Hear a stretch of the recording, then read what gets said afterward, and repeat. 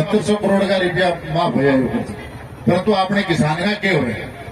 तो अपना तो ये बड़ा काम को नहीं, 40-50 करोड़ रुपया का काम है, सरकार या 50 दिनों में बिठा रखे, 51 दिन हो गए आज। तो बुजुर्गों या गूंगी पैरी सरकार भूमि सुधार आंदोलन जिंदाबाद, भूमि सुधार आंदोलन जिंदाबाद। हम बहुत बहुत धन्यवाद करते हैं कामरेड बलवान पूनिया पूर्व विधायक बादरा से हमारे बीच में पहुंचे हैं। मास्टर जी ने बताया भी हर एक की तो जीत। सरकार मुर्दाबाद, मुर्दाबाद, मुर्दाबाद, प्रशासन मुर्दाबाद, मुर्दाबाद, मुर्दाबाद।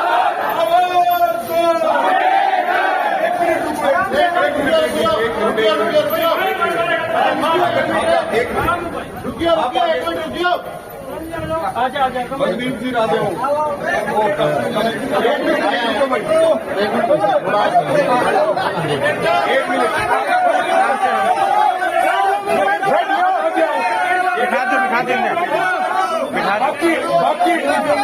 बाकी सारे बैठो,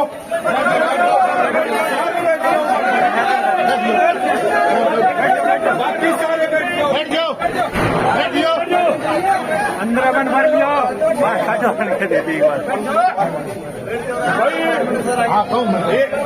एक बात तो, क्योंकि 2:30 बजे की घोषणा थी, उसके बाद लगभग 3:30 हो गए, तो जो वहां से ऐलान किया था कि भाई कर्मचारी तहसील को खाली कर दे, तो एक बार फिर ये कह रहे हैं कि कोई कर्मचारी अगर तहसील में है तो वो तहसील को खाली कर दे। और वो ताला कौन मेरा हाथ में, ये 5 किलो का ताला लगेगा भाई तहसील को।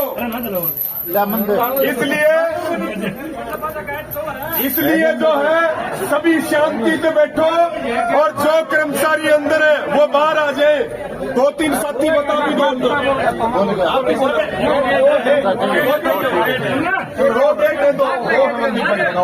दो गेट करो भाई इसको, ढंग से खड़े हो जाते। सीधी स्पष्ट बात है कि जो तहसील किसानों की समस्या खत्म नहीं कर सकती, उस तहसील को चलने का कोई अधिकार नहीं है। तहसील को ताला मार दिया और हमारी समस्या का समाधान होगा तब ताला खुलेगा, सीधी स्पष्ट बात है। और फिर तारीख के बाद में जी प्रशासन ने कमेटी बनाई थी, उसके बाद में उस कमेटी से 2-3 बार मीटिंग हुई, कोई निचोड़ नहीं निकला उसका, कोई ना कोई काम आगे बढ़ा 1% भी। तो इसलिए आज हमने बड़ी कॉल दी थी, इतनी हज़ारों की संख्या में लोग जुटे, तो ये पहले अल्टीमेटम दिया था भी 2:30 बजे तक प्रशासन आ जाए, अन्यथा ताला लगाएंगे। एक बार एडीसी साहब का फ़ोन आया, भाई मैं आ रहा हूँ, 15 मिनट बाद में बोले मेरी मीटिंग हो गई। तो अब फिर किसान साथियों की सभी की सहमति से अब 3:30 बजे ताला लगा दिया गया। कितने दिनों से 51 दिनों से चल रहा है, आज 51वां दिन। क्या ये कंटिन्यू लगातार चलेगा जब तक सरकार ये मांगे ना मानेंगी, तब तक इसका ताला नहीं खोला जाएगा तहसील का। देखिए, ये मजबूरीवश ताला लगाया गया क्योंकि किसान पिछले 51 दिनों से जहाँ बैठे हुए हैं। प्रशासन को, सरकार को बात सुननी चाहिए थी, मगर बात ही नहीं सुनी जा रही। पर लास्ट में क्या बचा है? अब किसान मरते क्या ना करे, क्योंकि सेम से जो है खेत बर्बाद हो गए हैं, कोई आमदनी का साधन नहीं है। और सरकार को, प्रशासन को तुरंत बात सुननी चाहिए थी। ये सरकार की नालायकी के कारण, प्रशासन की नालायकी के कारण ताला लगा है।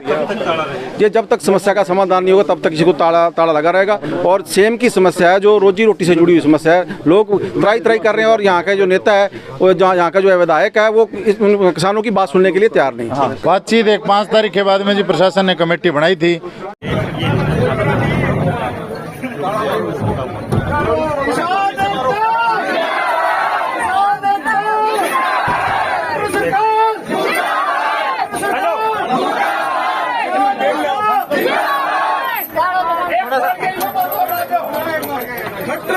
कबर खुदेगी, तेरी कबर खुदेगी, तेरी कबर खुदेगी।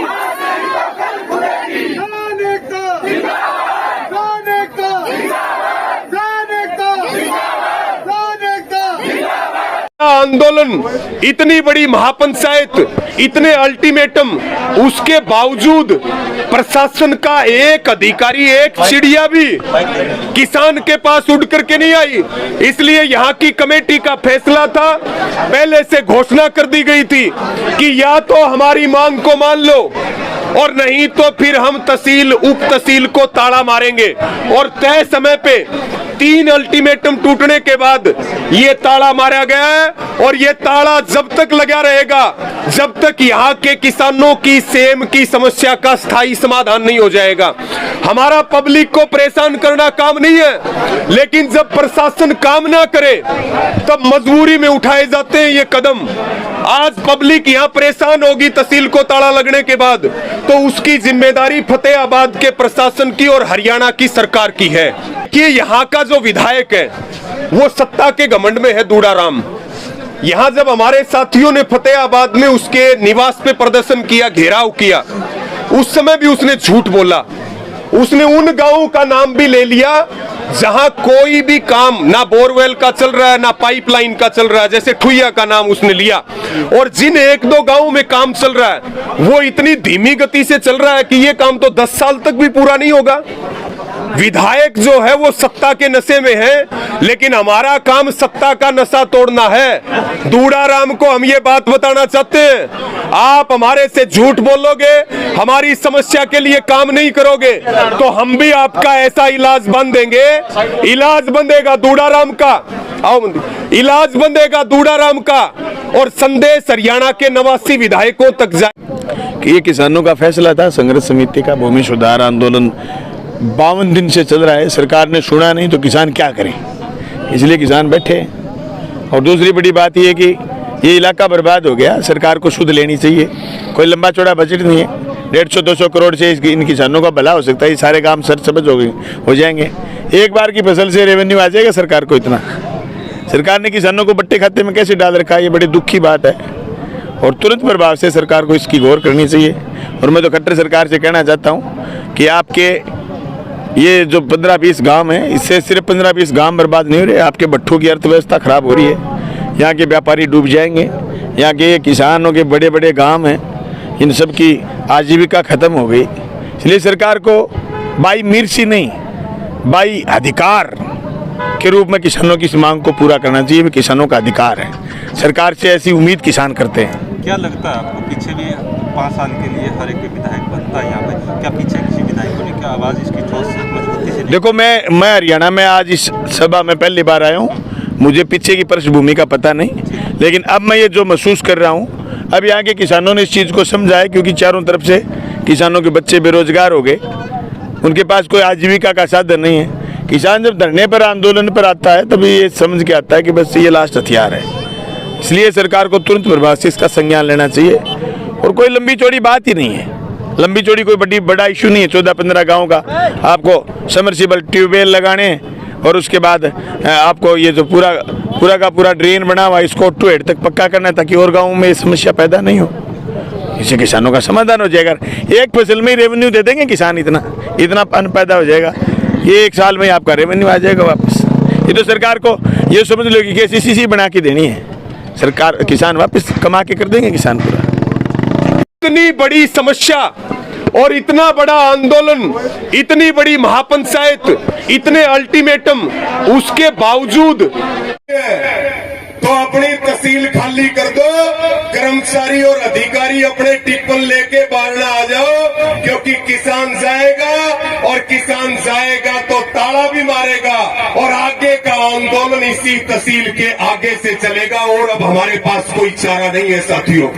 मैं सबसे अपील करूंगा, जितने यहाँ पे राजनीतिक लोग आए हुए हैं, जब ताला मारने के लिए जाएंगे तो वो सबसे पहले वाली लाइन में रहेंगे भाई। कभी अकेले भाषण देते हो, भाषणों से बात नहीं बनेगी। जितने राजनीतिक व्यक्ति है, चाहे वो किसी भी पार्टी का हो, भाई सारी आड़ी हमारा ऊपर मुकदमा दर्ज क्यों हो, एक आधा मुकदमा इन पे दर्ज होना चाहिए कि नहीं होना चाहिए? तो भाई कोई भी राजनीतिक व्यक्ति जाएगा नहीं यहाँ से, वो सबसे पहली पंक्ति में रहेगा और दूसरी पंक्ति में हम रहेंगे और तीसरी तीसरी पंक्ति में फिर आप सारे रहेंगे, किसी को कोई दिक्कत नहीं है।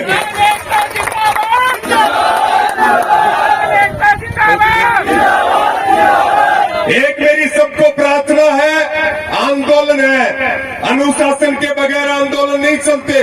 अभी भाई मनदीप नथवान बता रहे थे, धैर्य, अनुशासन और शांति से बड़े आंदोलन की जीत होती है। और सारे तैयारी कर लो, बाकी काम भाई बलवान पूनिया जी कर देंगे। और अब भी थोड़ा सा टाइम है, अब भी प्रशासन के पास थोड़ा सा टाइम है, आकर के बातचीत कर लो, नहीं तो घुटने टिकवाएंगे, नाक रगड़वाएंगे, इस बात को भूलना मत। और कोई हमें मुकदमे से डर नहीं लगता, ना किसी को डरने की जरूरत है। मुकदमे, जेल, ये तो आंदोलनकारियों के गहने होते हैं। और भाई आज तो हम डबल मजबूत हो रहे हैं, पहले किन्हें होगा वो भाई बलवान दौलतपुरिया जी बैठे, हमारा वर्गा का हो जाएगा, तारा नंबर पाछा होगा। तो भाई मैं सभी का धन्यवाद करता हूँ। सरकार ऐसी है कि यूरिया के बैग का वजन कितना कर दिया और रेट उतने ही, रेट